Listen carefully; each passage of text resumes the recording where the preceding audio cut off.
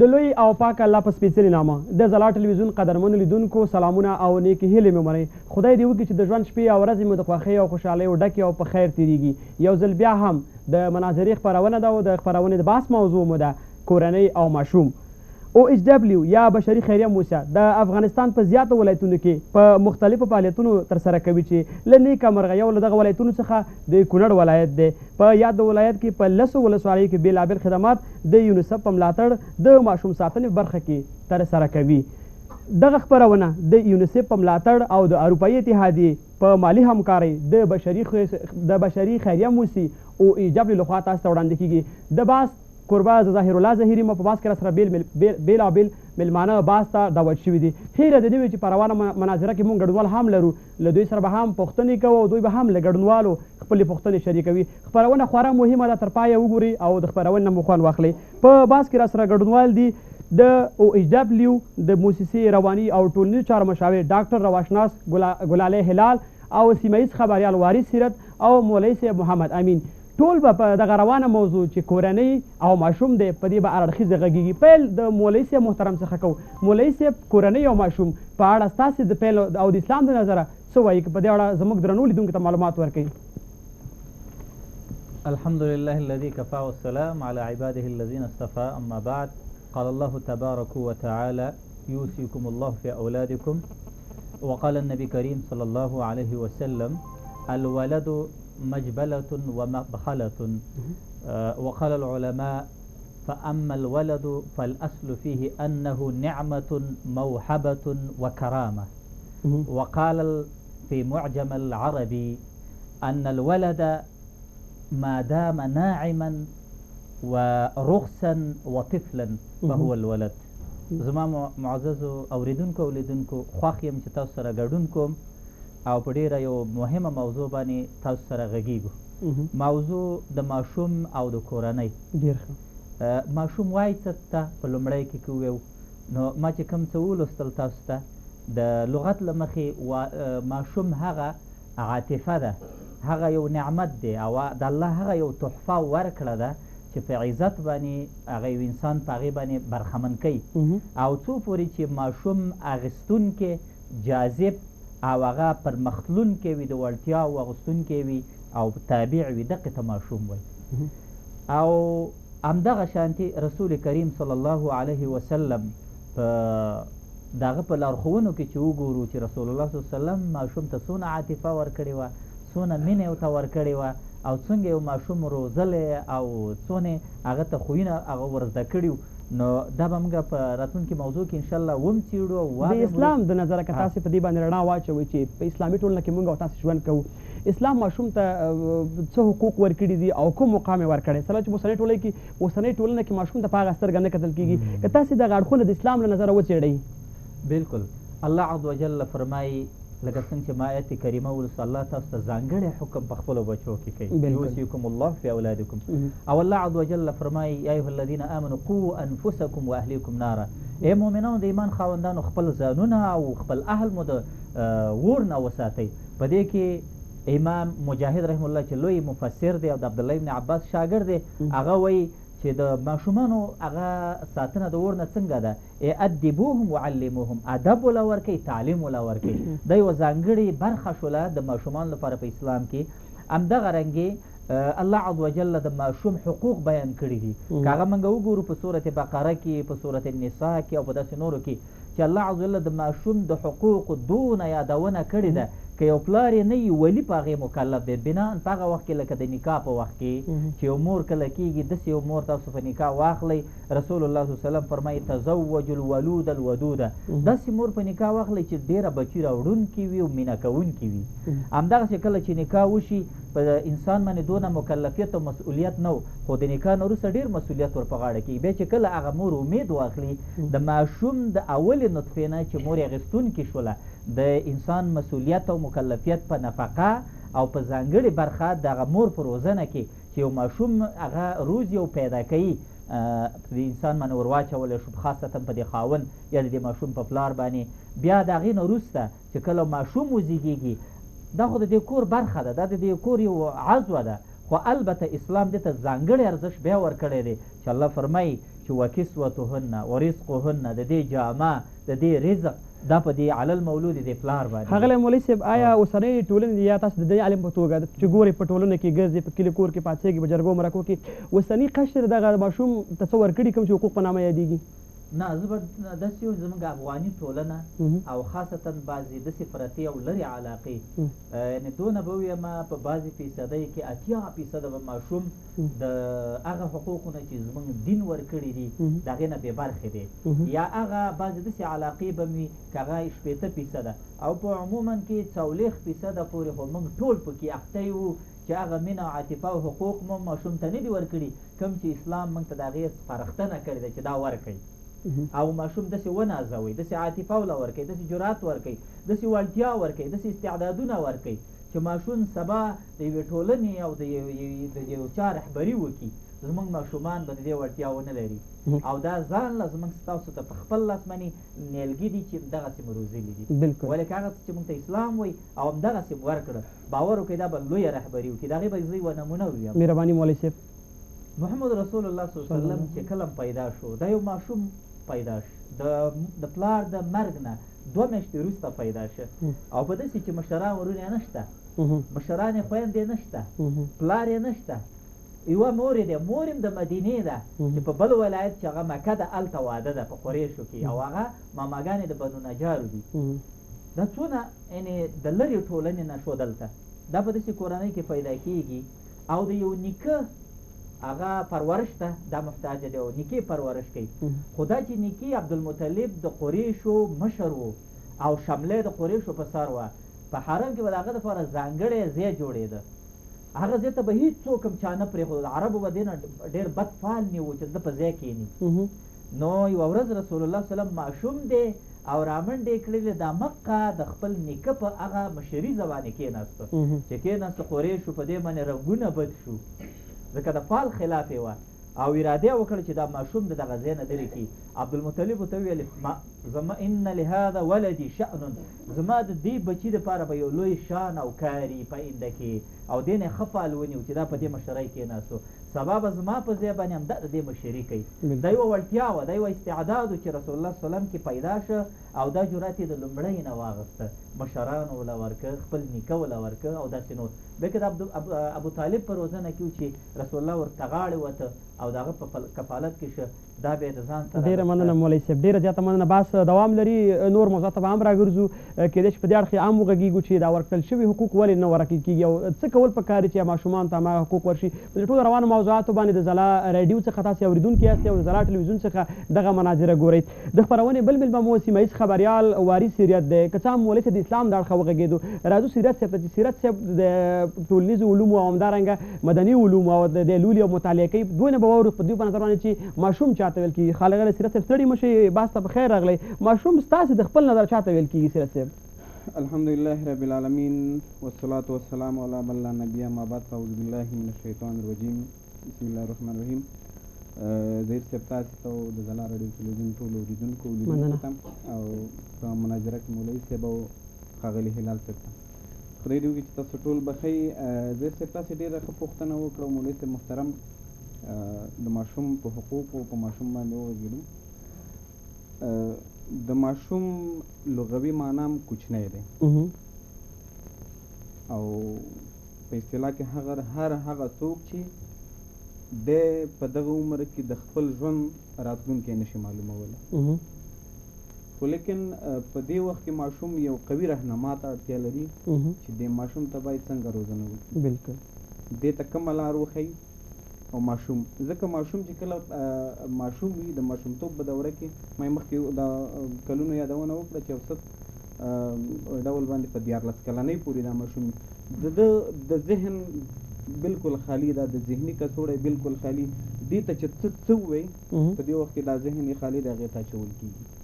نو پکار ده چې ماشوم ته په داسې وخت کې داسې لاره وښودل شي په بدبختانه لکه څنګه چې مولوي صاحب ویلي کله که تاسې د کابل نه راځئ که ژمی وي که اوړی وي که ژمی وي تاسې وګورئ چې ماشومان د مایپر نه لاندې مور یې ورته ناست ماشوم په کوم وضعیت کې پروت بلکل که ژمی په یخنۍ د لاسه پروت وي هغې باندې صحیح نه شي د دې دپاره چې د استعمال کې په دې باندې یو ډول تجارت روان دی که وړی د کابل لمر په هغې باندې لګېږي نو دغه ماشوم چې ته یو کورنۍ دغه شان پالنه او روزنه ورته وکړي نو په آینده کې به د دې نه مور او پلار د حقوقو څه ډول تمام سیرت صاحب دغه ټولو موضوعاتو د مخنیوي لپاره ستاسې نظر نظر اورو چې دغه ماشوم مثلا خیرات ټول نه کړي مثلا شاقه کارونه ونه کړي مثلا غلاوې ونه کړي ستاسې نظر څه کول پکار دا ټول هغه کارونه دي چې په افغانستان کې اوس رایج دي بالکل او ځکه په ماشوم باندې ما ته مخکې یو ډول تجارت روان دی بالکل ماشوم سهار د کور نه راایستل کېږي خو دی ورته نه وایي چې ته دا بکسه واله مکتب ته لاړ شه یا سپاره واله مدرسې ته لاړ شه خو بس وځه ماښام کور ته راشه پلار ته 50 روپۍ 100 روپۍ ورکړه خو پلار د دې نه دا پوښتنه ونه کړي چې ستا خو دا عمر د مزدورۍ او د کار نه تا دا 50 روپۍ د کمه کړي په عمومو کې باید موږ او تاسې کورنۍ خصوصا مور او پلار والدین په ماشوم باندې دا شفقت وکړي که دی غواړي چې د دې ماشوم په راتلونکي کې یو ښه ډاکټر وي یو ښه انجینر وي یو ښه معلم وي نو پکار ده چې د دې د ماشومتوب نه ذهن سازي په سم ډول باندې وشي ډېره زیاته مننه قدرمن سیرت صاحب کور مودان له ښاغلي سیرت صاحب څخه ډېره مننه کوو چې زموږ بحث ته یې ګډون هم راوړی دی په روانه موضوع هم خبرې وکړې راځو ښاغلي هلال صاحب ته چې دوی هم په دغه برخه کې کارونه کوي له دوی څخه به واورو چې پیل به دوی که څه هم زموږ د بحث دواړه مېلمنو د ماشوم په اړه ویلې نو هلال صاحب د موضوع څه بل ډول ښکاره شوي دوی نه به واورو چې کورنۍ چاته ویل کېږي هلال صاحب تاسې زموږ لیدونکو سره د کورنۍ په اړه معلومات چې کورنۍ چاته ویل کېږي په کورنۍ کې څوک شریک دي او چاته موږ کورنۍ ویلی شو نحمده ونصلي على رسوله الكريم اما بعد اعوذ بالله من الشیطان الرجیم بسم الله الرحمن الرحیم لومړي قدم کې ظهیر صاحب تاسو ته سلامونه نیک هیلې وړاندې کوم دویم قدم کې ښاغلو مېلمنو ته هر یو سیرت صاحب ته مولوي صاحب محترم ته او د ځلا راډیو تلویزیون ټولو لیدونکو او اورېدونکو ته او همدا ډول د غونډې ګډونوالو ته د ګرځي میز خدای دې وکړي چې روغ او جوړ به یاست او د صحت او عافیت لباس به پر تن لرئ پوښتنه مو ډېره ښه پوښتنه مطرح کړه او بحث هم همدا دی چې ماشوم او کورنۍ نو لومړي قدم کې مولوي صاحب هم او سیرت صاحب هم د ماشوم په تړاو باندې بحث وکړه کافي بحث او زه به په کورنۍ باندې وغږېږم ځکه موضوع چې د دواړو برخو ته شامله ده نو د کورنۍ په تعریف کې ویلو چې کورنۍ یو واحد او ټولنیز شکل دی چې په دې کې یوه جوړه متأهل زوج چې د هغوی اولادونه یا فرزندان یا همدا ډول د دوی بچي شامل دي او ښځه او خاوند پکې شامل دی د کورنۍ لپاره یو له تعریفونو څخه دغه تعریف دی په تمام معنا باندې چې په دغه کورنۍ کې یا دغه ټولنیز واحد کې چې دی دوی سره په ګډ توګه باندې یا په مشترکه توګه باندې دوی ژوند کوي او زندگی کوي همدا ډول که لغوي لحاظ ته راشو ماشوم وبخئ د کورنۍ لپاره چې دی جلا الفاظ استعمال شوي همدا ډول جلا مترادفې کلمې ورته استعمال شوي چې په انګلیسي کې ورته فیملی وایي او همدا ډول په فارسي کې ورته خانواده وایي او همدا ډول فامیل هم ورته وایي په اصطلاح نو دغه هغه لغوي معناګانې وي چې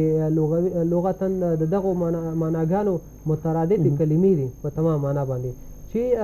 دا یو بنسټیز واحد دی ما ورته اشاره وکړله چې په دې کې ښځه او خاوند او همدا ډول اولادونه شامل دي ډېره زیاته مننه خوشحاله اوسئ ښاغلی هلال صاحب د هلال صاحب نه ډېره زیاته مننه که خوشحاله اوسئ اوس بیا هم راګرځو مولوي صاحب ته مولوي صاحب ماشوم په پلار او مور باندې کوم حقونه لري او کورنۍ کوم مسؤلیت لري الحمدلله عبدالله بن عمر رضی الله تعالی عنه یو صحابي دی او د رسول الله وسلم ډېر تابعدار شاګرد دوی ورځ رسول الله وسلم ته وفرمایل یا رسول الله د پلار چې کوم حقونه دي زموږ په پلار شته هغه ویل او بالکل شته په همدې برخه کې موږ چې امام بیهقي رحم الله په شعب الایمان کې په دې مستقل باب یې خوستی همدغه شان امام بخاري رحم الله په ادب المفرد کې په دې یو ځانګړی باب یې خوستی او دغه شانتې امام قرطبي رحمه الله په دې باندې ځانګړی یو بحث کړی دی امام کاساني رحم الله د فقهاو نه یو ځانګړی بحث په دې باندې کړی خلاصې دا راټوله کړې ده چې ماشوم د پلار جز دی پرته د دې نه چې یا ورته موږ سوال وکړو یا د یو څوک ته سپارښتنه وکړي چې د بچي د پام کوه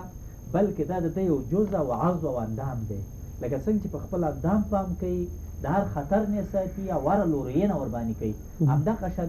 د بچي ورباندې همدغه شان ځانګړی حق دی چې دا د ده جز دی او دا په دې پام کوي د ترقۍ د پاملرنې د ساتنې د خوندیتوب او د هر څه او د هرو خطراتو نه بې ساتي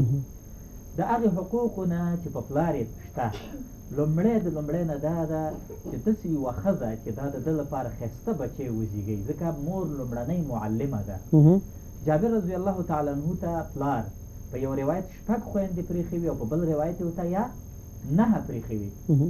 نو چې کله ښځه وکړه یوه کونډه ښځه یې وکړه رسول الله صلی الله علیه وسلم چې ولید جابره تازه یې و یا رسول الله نکاح مې کړې ده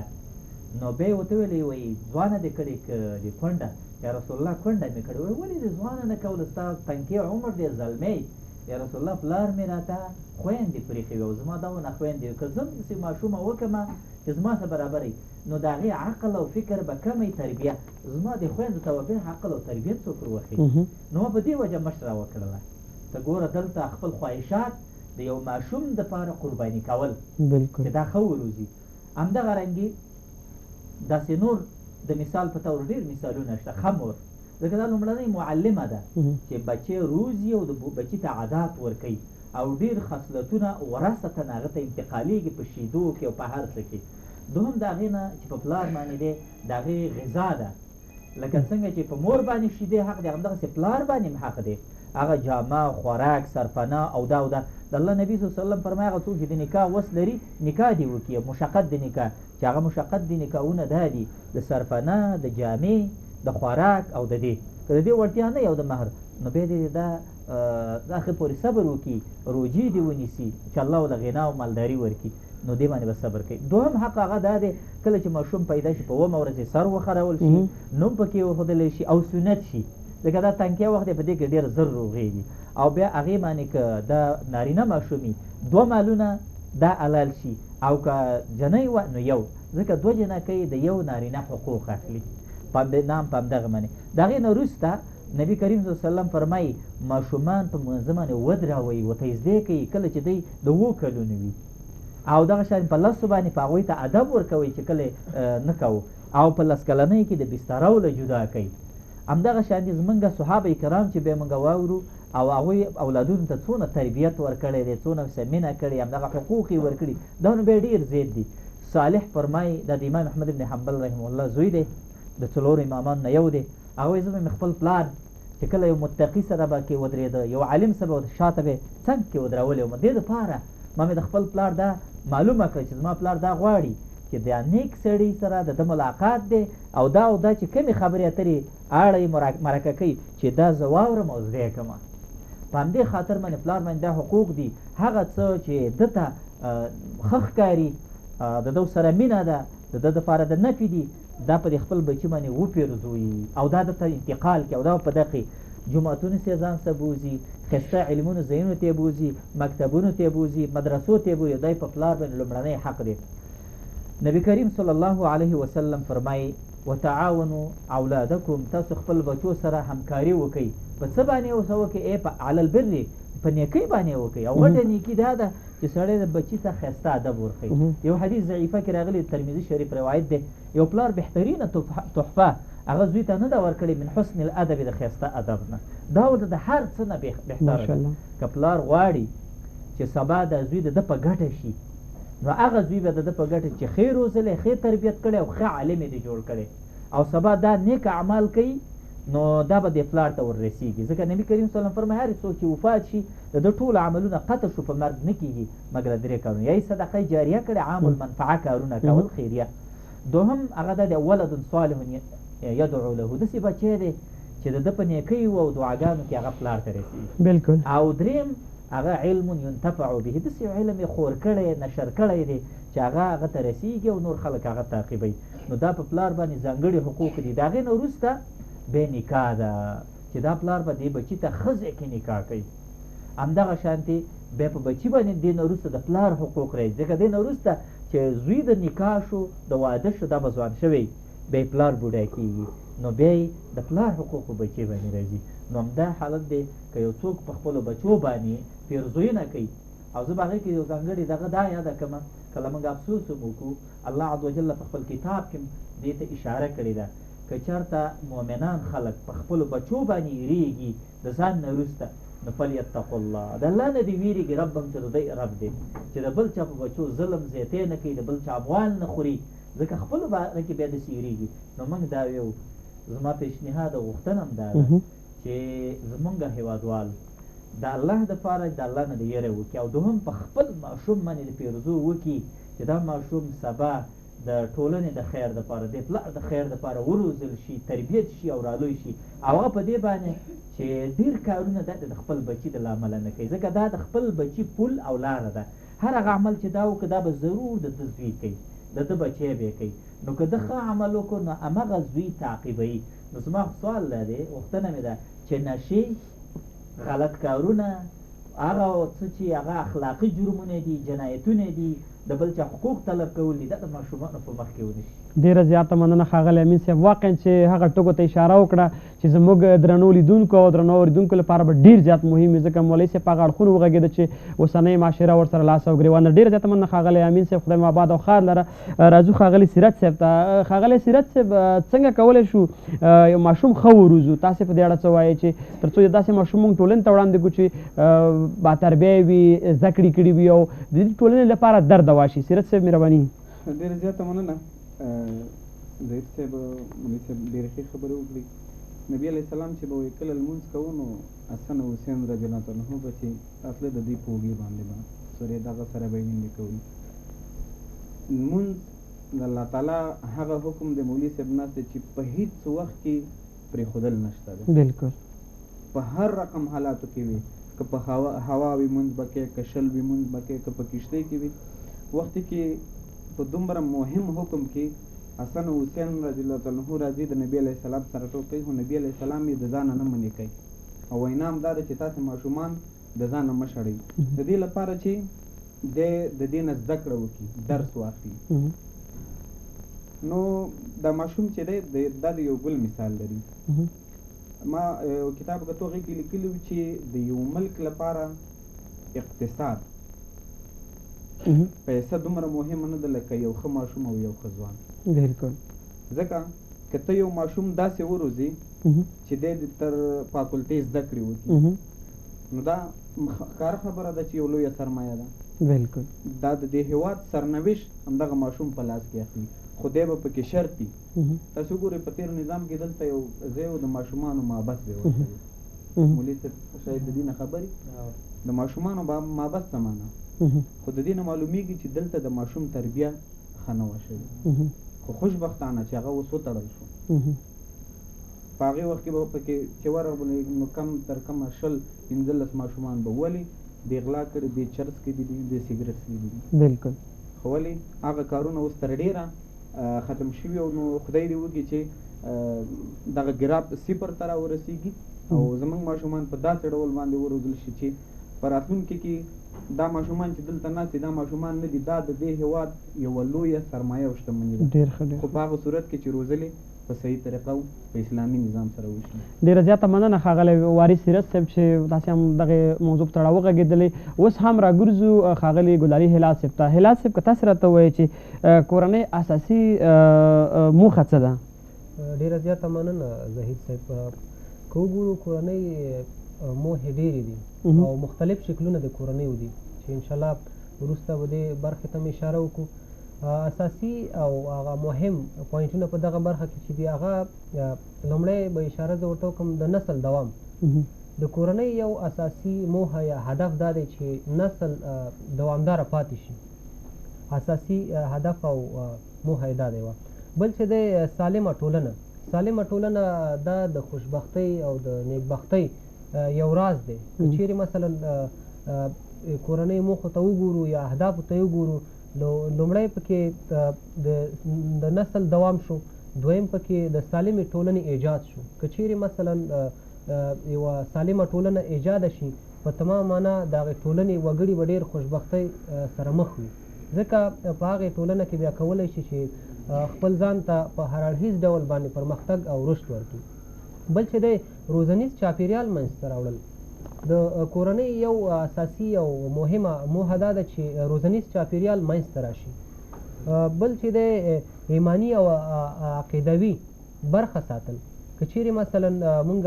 د کورنۍ موخې ته ځیر شو وګورو نو یو هدف یا موخه یې دا ده چې هغه ایماني او عقیدوي کوم برخه چې د هغه ثابته پاتې شي ځکه مختلف ادیان دي مختلف عقیدې دي مختلف ارزښتونه دي نو په دغه برخو کې چې دی هم د کورنۍ یو اساسي او مهم هدف چې دی شامل دی بل چې دی ګډ ژوند لکه مخکې چې مولوي صاحب ورته اشاره وکړله د میرمنې انتخاب کې هغه وغږېدو ډېرې ښې برخې ته اشاره وکړله چې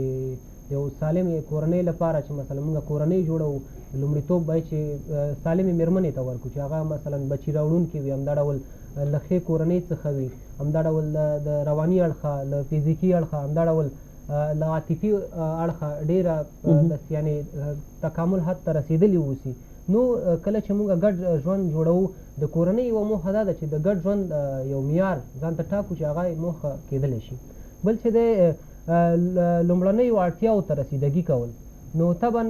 په ارواپوهنه کې دغه اړتیاوې ډېرې مطرح دي چې هغه ابراهام مازلو په نوم باندې یو روانشناس دی دغه لومړنۍ اړتیاوې حتی تر شګفتهدارۍ پورې چې دغې برخې ته اشاره کړې ده نو د لومړنیو اړتیاو په اساس باندې موږ کورنۍ جوړو نو د کورنۍ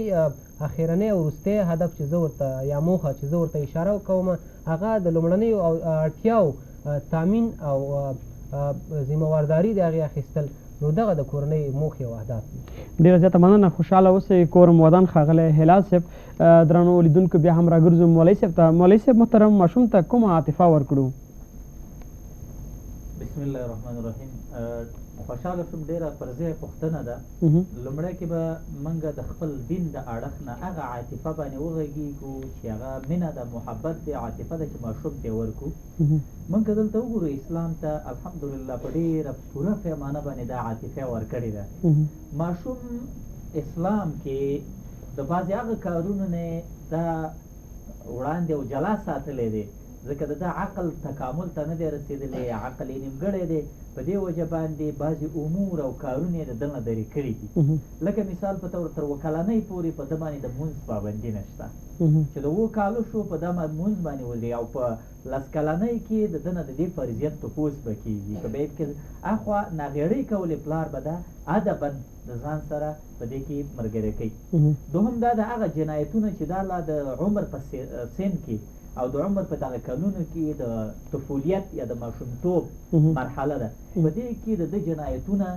اسلام په ده باندې حد نه دی تطبیق کړی دا د دې نه جدا دا د اسلام یو عاطفه ده چې دې ته ورکړې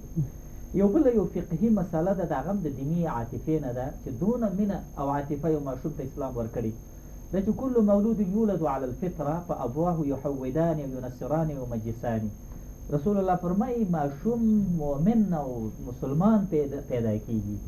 خو مور پلار د تاثیر او د ماحول نه هغه به یا یهودي یا عیسوي یا مجوسي کیږي د دې وجې نه د یو مور په نس کې یو ماشوم دی دا مور مړه شوله همدغه نس کې دا ماشوم دی دا ژوندی پیدا شو یا وزېږېده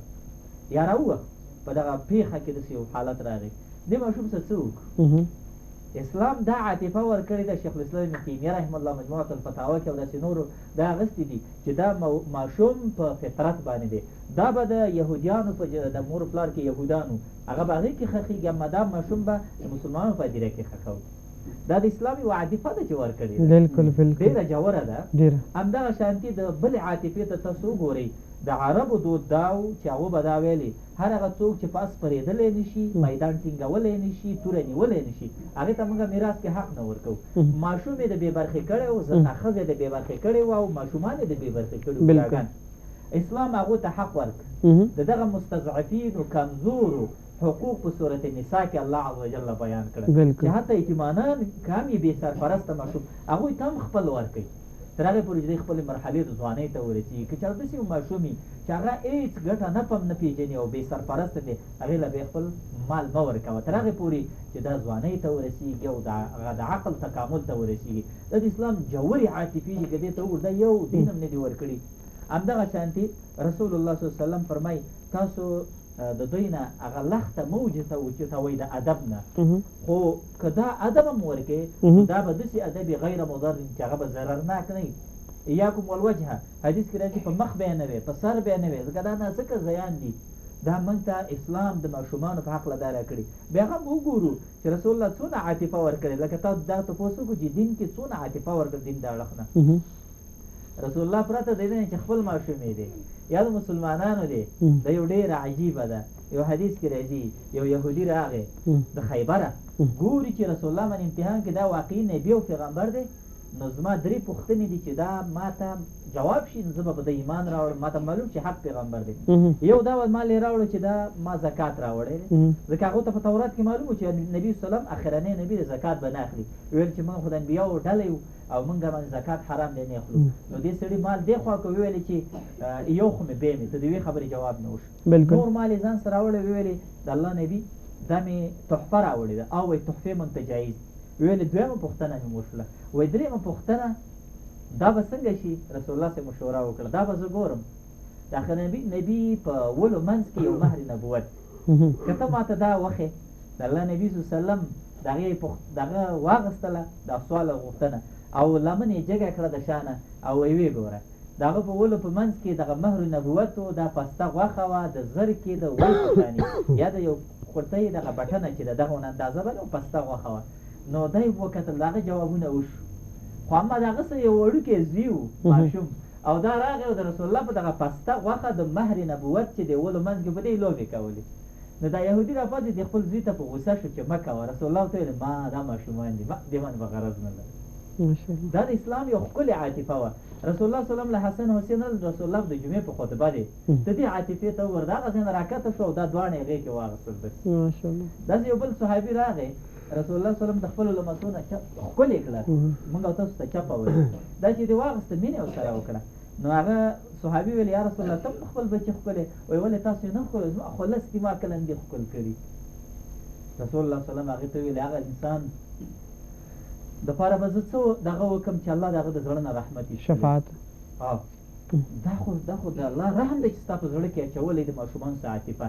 هسې دې ته وګوره زموږ د نبي دې عاطفې ته یوه بیبي وایي د رسول الله صلم د بیبیانو نه یوې ښځې یو ماشوم راوړو ما او دا یې رسول الله صلم ته په غېږ کې ورکړه تنکې ماشوم بیا راوړه رسول الله په غېږ کې واغېسته او د هغه په دې غېږ کې د هغه په جامه باندې مې تیزې وکړې ماشوم دی رسول کریم صلی الله علیه وسلم هغه تحدید نه هغې ته یې بل څه ونه ویلې ماشوم چې کله هغه ښځې واغېسته بیا یې اوبه وغوښتلې او په هغې باندې داسې پوشنک او چڼکا وکړي د دې نه به نوره پورته عاطفه څنګه وي خو مهمه خبره دا کوو چې ارمان دا دی او افسوس په دې باندې کوو خفګان هم په دې کوو چې اسلام په جوهره کې په اساساتو کې زموږ نبي صلی الله علیه وسلم ماشوم ته کوم عاطفه او مینه او حقوق ورکړي نن د مسلمان د هغې نه ناخبره دی د بل چا نه متاثره کېږي تش په نوم باندې بشري ټولنې تش په نوم باندې نړیوالې ټولنې چې نن د ماشوم په ساتنه د ماشوم په ترحم باندې غږېږي نن د پرون د برما په ماشومانو باندې چې په سیخانو کې وپویول اور ته یې واچول دوه ځای کړه چا غوږ ونه کړ نن چې د غزې په دغه تېره جمعه کې د الشفا روغتون د اندونیزیا په غزه کې ماشومان یې تس نس کړل ویسول پرون په الرفحه کې چې د مصر او د سینا ترمنځه ده او دغسې مستشفى ناصر کې چې دغه ماشومانو باندې څه وشو د پلرونو په غېږ کې ساه وځي والله د ډېره د خفګان او د درده د مور په غېږ کې ساه وځي او دغه واړه غلامدي ماشومان دي د دې څه جرم دی اسلام ته خو موږ وګورو قوانینو ته وګورو نو ماشوم ته څونه ورکړی شي یو زناکار او یوه زناکاره الله فرمایي که واده کړی رجم دي شي ولې که د دوی نه کوم ماشوم پیدا شو د هغې په رجم کې څه نه دي ویلي دا ګناه د ده نه ده دا ګناه د هغه چا ده چې په کامل عقل باندې او اختیار باندې شهوت پوره کړی دی اما نطفه کې چې د هغې نه ماشوم پیدا شو دی کې جرم نشته دا به ساتل کېږي ډېره زیاته مننه قدرمن مولوي صاحب خوشحاله اوسئ درنو لیدونکو زه ډېر زیات باوري یم چې د مولوي صاحب دغه کره او ژور معلومات حاصل ټولو لپاره مفید او ګټه واخلي هیره دې نه وي چې دا خپرونه د راډیو نه هم خپرېږي او د ټلویزیون نه هم لیدلی شئ اوس راګرځو ښاغلي سیرت صاحب ته سیرت صاحب ځینې کورنۍ ښاغلي سیرت صاحب ځینې کورنۍ ماشومان په بدو نومونو یادوي تاسې پرې تړاو څه وایي او څه کول پکار تر څو د دغې مخنیوی وشي او کورنۍ ماشوم ته یو نیک نوم ورکړي ډېره مننه ضعیف صاحب د ارسطو کاپلاتونو دی وایي چې ما تقریبا 11 کاله استادي یا معلمي په مکتب کې وکړله خو ما شاګرد باندې په دې جرم چې دې کورنۍ وظیفه نه ده لیکلې غوږونه ونیسم یا دې زه دې په لخته وم یا دې د دروازې شاته وم یا دې د صنف نه وشړم ولې په دې خاطر باندې کله که ته د ماشوم سره دا ډول عمل یا په مکتب کې وکړي یا په کور کې وکړي دی کم جرته کېږي د سبا د دو مشران کسان څخه د دو ماشومانو په وړاندې هم نشي ودرېدلی چې خبرې وکړي ځان معرفي کړي اصل خبره دا ده چې زموږ ستاسو په دې ټولنه کې ډېر داسې ناوړه نومونه مولوي صاحب ناست دی نوم تاثیر لري اوس ډېر کسان د چا نوم غونډل دی ولې دا مې ورته د مینې نه ویو د مینې نه نوم ورته خپل نوم اسلام وایي چې ته نوم وله غوره کړه مولوي صاحب په دې باندې وغږېده عبدالله نوم وله کېده عبدالرحمن وله کېده یا وله مدثر کېده ستا که د ماشوم سره مینه ده خو دا مینه پرې وکړه که نه ته پرې زه به ورته خبره وکړم مولوي صاحب موږ سره زه په ښاروالۍ کې کار کوم ابل زما دا د کور یو ټیکس ته روپه پرنټ کوله هلال صاحب لیکلي وو چې پلانکې وله د شیړه نو ما هغه کس ته ویلې چې وروره دا تذکیره د ما له راکوې نه دا پلار مې راله دا نوم ایښی ښه چې نوم دې وله شیړه ایښی دی او سبا ته ته دا پوښتنه کوې چې بچی ته زما حقوق نه پېژني نو حد اقل تا خو به وله نوم هغه په اسلامي چوکاټ کې چې کوم نومونه د قیامت په ورځ باندې د هر سړی په خپل نوم باندې پاڅېږي مولوي صاحب ناست دی په خپل نوم باندې پاڅېږي نو چې تا یو کس له شیړه نوم ایښی چا له مړوان چا له زونډې نو دی تا دا حق بالکل طلب کړی دا حق دی ته خوړلی بالکل سیرت صاحب بالکل ډېره زیاته مننه سیرت صاحب د بحث درنو لیدونکو د خپرونې په دې شیبو کې راځو د تالار ګډونوالو ته او تالار ګډونوال چې کومه پوښتنه د مېلمنو بحث هم واورېده بحث و د کورنۍ او ماشوم په اړه تاسو یار یو چې پوښتنه لرئ په خپل ځای باندې ودرېږئ او زموږ د هر مېلمنه د سیرت صاحب نه د امین صاحب نه او د هلال صاحب نه کومه پوښتنه لرئ پوښتنه کولی شئ مطرح کړئ زموږ مېلمانو تاسو ځواب درکوي ځو د تالار طرف ته بسم الله الرحمن الرحیم پوښتنه خو زما دا ده چې مخکې مولوي صاحب محترم په خپلو خبرو کې دا وویله چې د ماشوم اساسي حقوق خو په ډېرو تفصیلي وغږېده خو دا چې وایي د ماشوم حق یو دا دی چې د هغې دپاره عقیقه کول موږ او تاسو پښتنه ټولنه کې ورته حقیقه وایي په اصل کې عقیقه ده نو دا عقیقه کول د ماشوم نه وایي چې د هلک نه 2 مالونه دي او د جنۍ نه 1 مال دی زما پوښتنه دا ده چې په دې کې څه حکمت دی ولې هلک او جنۍ کې دا توپیر شوی دی خو په دې باره کې وضاحت راته وکړي نو ښه به نوم مې منظور دی او پوښتنه مې دا ده د هلال صاحب نه یو ماشوم ته څرنګه جرأت او وړتیا ورکولی شو زما نوم سمایه دی د هلال صاحب څخه پوښتنه راله کوچنۍ کورنۍ کومې کورنۍ ته وایي د ځلا ټلویزیون درنو لیدونکو بیا هم ښه راغلاست تالار د ګډونوالو نه ډېره زیاته مننه کوو چې زموږ له قدرمن مېلمنو څخه یې بېلابېلې پوښتنې لري لومړی راځو مولوي صاحب ته مولوي صاحب یو ورور تالار کې جوړ شو د حقیقي په اړه پوښتنه وکړله حقیقه ورونه دا د ماشوم په حقوقو کې دي او حدیث کې هم داسې راځي رسول الله صلی الله علیه وسلم فرمایي الولد مرحون بعقیقته بچې ګاڼه یا نښتې چې پښتو کې ساده لفظ دی په خپله عقیقه دی البته دا د انسان د وړتیا پورې ده د پلار که د پلار یې وس و او دا یې ونه که واقعا په غاړه د خپل بچي حق وړی ولې که وس یې نه وي نو بیا الله داسې وایي لا یکلف الله نفسا الا وسعها الله په احکامو یو نفس نه مجبوره کوي مګر د وس مطابق هغې په نوم باندې بیا صدقه کېږي که دا صدقې د 1 کیلو غوښې یا 2 کیلو غوښې یا د عامې صدقې چرګوړی دی وس کېږي دا هم په صدقه کې راځي او په همدغې نګاه باندې انشاءالله په هغې کې به بیا دی دوهمې پوښتنې اړخ دا و چې حکمت په دې کې څه دی چې د هغه چې زوی دی د هغه نه 2 مالونه دي او د لور نه 1 دی په دې کې یو 2 حکمت دي انشاءالله یو حکمت امام ابو حنیفه رحمه الله چې هغه په 4 امامانو کې مشر امام دی او لوی انسان دی هغه وایي ما ته خپل هم دا ستونزه وه یا دا راته داسې ښکاره کېدله چې الله به اسلام کې جنۍ ته او ښځې ته کم حق ورکړی وایي کله چې ما دا هر څه وکتل د میراث په هکله باندې د اسلام د حقوقو د اړخ نه وایي بیا زه دې ته ورسېدلم که ښځې ته بیخي حق ورنه کړی شي د دغه ځای کې یا 1 ورکړی شي نو دا هم کافي وه هغه په دې باندې چې دا ښځه 2 طرف نه میراث اخلي هم د پلار طرف نه او هم د خاوند طرف نه ورسره نفقه په خاوند باندې ده نو دا خو هسې بر ناقیدار څه واغسته خو دا د اسلام یو څه و چې دې ته اضافه ورکړي ځکه دا مظلومه وه همداسې ماشوم په دغه کې حکمت دویم دا دی چې دا د لومړی نه دا خلک واخلي د نوي مولود او پیدا شوي سره چې دا ماشوم هلک دا ګوره دوه حقه لري، دا جنۍ چې مظلومه ده او جنۍ ده دا ګوره شریعت دې له یو حق ورکړی دی، بناء په همدغې تکامل باندې تر میراثه پورې او تر وروستنیو حقوقو باندې چې دغې بنیاد په دې سره کېښودلی شو. مولوي صاحب وروستی پیغام وخت مو پای ته رسېدلی، وروستی پیغام غوښتنه مو څه ده؟ هېوادوال د څه غوښتنه لرئ؟ څه پیغام ورکوئ مهرباني؟ زما غوښتنه دا ده د ټولو هېوادوالو نه چې د خپلو ماشومانو سره ډېره مینه او عاطفه په شرعي ډول وکړي او همیشه تنې ښایسته ځایونو ته بوځي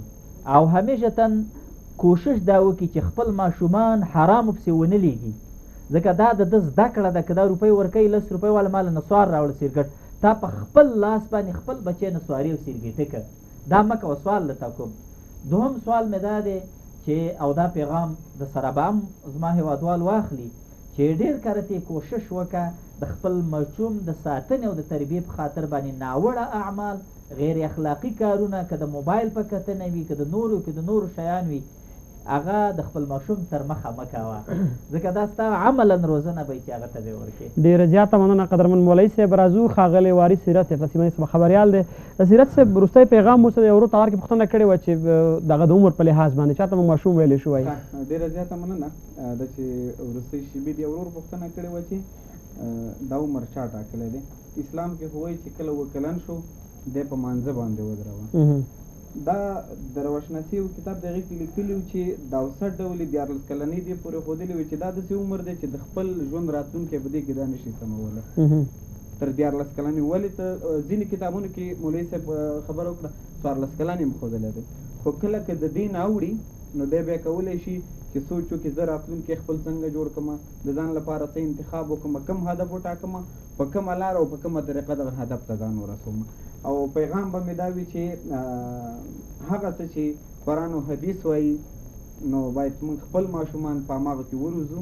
او تربیه ورکړو. ډېره مننه. ښاغلی ګلالۍ هلال صاحب تاسو نه پوښتنه وشوله چې څنګه جرأت ورکولی شو ماشومانو ته؟ مننه، خیر اوسې. ښې پوښتنې ته یې اشاره وکړله. جرأتمندي دا له موږ سره مرسته کوي چې ژوند مو پرمختللی شي په هر ډګر کې. نو زیات فکتورونه دي چې زموږ څخه جرأت اخلي، لکه څنګه چې اشاره وشوله د کوچنیتوب دوران، سیرت صاحب ورته اشاره وکړله، مهم او اساسي دوران دی.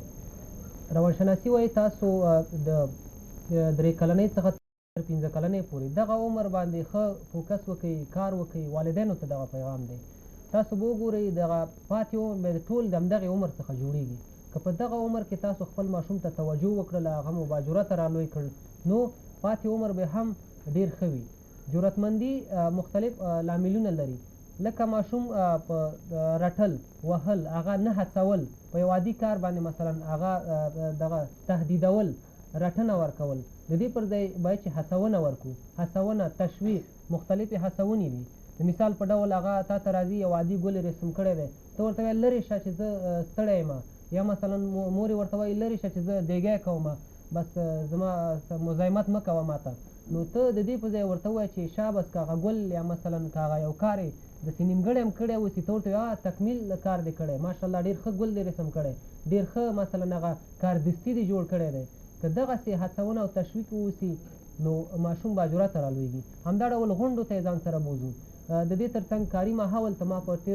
تېرو خپرونو کې هم یادونه کړې، کاري ځای ته یې ځان سره بوځئ چې هلته زده کړه وکړي، په دې سره ټولنیز خوی او عادت دا خپل کړي، نو خپله ماشوم دغه جرأتمند رالویږي. خو برعکس که د دې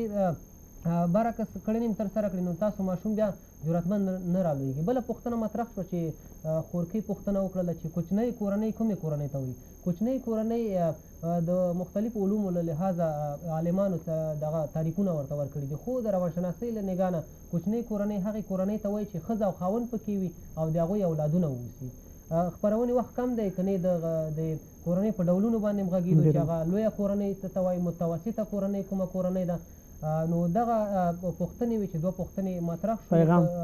په تالار کې، البته چې هغې ته ځواب ویل شو. وروستی پیغام مو دا دی والدینو ته البته چې زیات فوکس د خپلو ماشومانو په تربیت باندې وکړئ. که چیرې مو د هغه هیلې او ارزوګانې په ماشومانو پورې تړلې چې سبا ستاسو دغه نوم ژوندی وساتي، سبا ستاسو که تاسو خدای مکړه نه اوسئ په ټولنه کې او ستاسو نوم دې ژوندی پاتې شي، نو هغوی نه شخصیتونه جوړ کړئ. عالمان وینا کوي چې شخص به ومري خو شخصیت نه مري. نو والدینو ته مې دغه پیغام دی چې د خپل بچي داسې وروزئ چې حتی نور خلک پردي خلک په تاسو باندې افتخار وکړي چې دغه د فلاني زوی دی، د فلاني لمسی دی او د فلاني قوم او د فلاني کورنۍ څخه دی. بس والدینو ته مې دغه پیغام دی. ډېره زیاته مننه ښاغلی مولوي صاحب محترم، تاسو نه امین صاحب، وارث سیرت صاحب نه، ګلالۍ هلال صاحب، تاسو نه ډېره مننه، زموږ دعوت مو منه، باز ته راغلی، ګډون مو وکړو، زموږ لیدونکو او اورېدونکو سره مو هر اړخیزه معلومات شریک کړو. د ځلا ټلویزیون درنو لیدونکو تاسو هم ډېره مننه کوم چې زموږ د بېلابېلو خپرونو اورېدونکي یاستئ. دغه خپرونه د یونیسف په مالي ملاتړ، د اروپایي اتحادیې په مالي همکارۍ، د بشري خیریه موسسې او HW لخوا تاسو ته وړاندې شوه. تر بیا بلې خپرونې چې بیا هم زه ظاهر الله زهیر تاسو رانه حضور ته راځم، تر هغه مو پاک او مهربانه خدای سپارم. د سورلډي او آباد افغانستان په هیله ښې شپې ورځې ولرئ. لوی الله ومل شه.